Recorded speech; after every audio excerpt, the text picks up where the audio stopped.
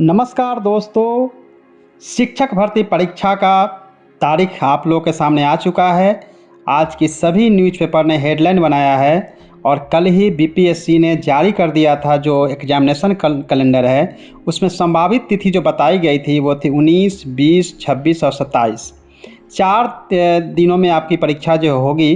4 दिन इसलिए रखा गया है, अगर 19 तारीख को रखा जा सकता है लैंग्वेज का पेपर जो क्वालिफाइंग पेपर है हिंदी और इंग्लिश का, तो 20 को 1 से 5 क्लास का जीएस का होगा सेकेंड पेपर।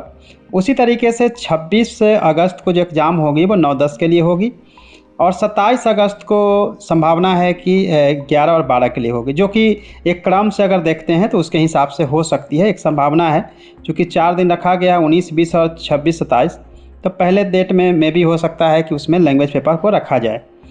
जानकारी आप लोग के जो सबसे महत्वपूर्ण है न्यूज़पेपर के कटिंग के हिसाब से देखते हैं, उसमें है कि नोटिफिकेशन कब आएगी, दूसरा है कि नेगेटिव मार्किंग कितना होगा और तीसरा है कि एज जो है वो कितना होगा और चौथा है कि मिनिमम क्वालिफ़िकेशन क्या होना चाहिए इसके लिए। तो मिनिमम क्वालिफ़िकेशन की चर्चा तो आप लोगों ने पहले भी सुनी होगी कि 1 से 5 के लिए इंटरमीडिएट है, जबकि 9 से 10 के लिए स्नातक है और 11 से 12 के लिए पीजी है और साथ में आपको टेट भी पास करना है और आपको प्रशिक्षक भी होना है, यानी कि जिन्होंने डीएलएड किया है और बीएड किया है, जो मिनिमम क्वालिफ़िकेशन है।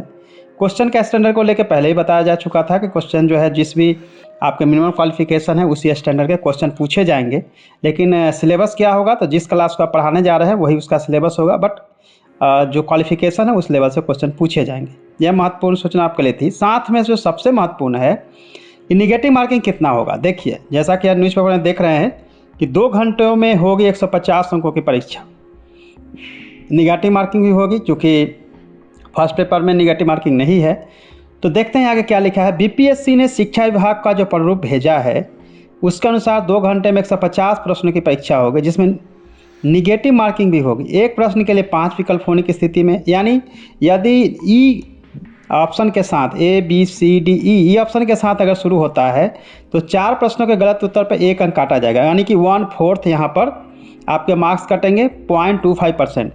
यदि विकल्प 4 होते हैं, 4 विकल्प का मतलब होता है कि ABCD यानी कि D विकल्प वाले क्वेश्चन अगर सेट किया जाता है, वैसे में 1/3 आंसर जो है वो कट होंगे, यानी कि 0.33% जो है उसमें आपका पेपर कटेगा। जबकि 100 अंक का जो क्वालिफाइंग पेपर है हिंदी और इंग्लिश का, या फिर हिंदी इंग्लिश प्लस हिंदी अथवा उर्दू अथवा बांग्ला, 25 मार्क्स का तो इंग्लिश देना ही है। साथ में आपको जो बाकी पेपर से मैंने जो बताया था उसमें केवल आपको क्वालिफाइंग करना है, तो इसकी तो बात हम नहीं करेंगे।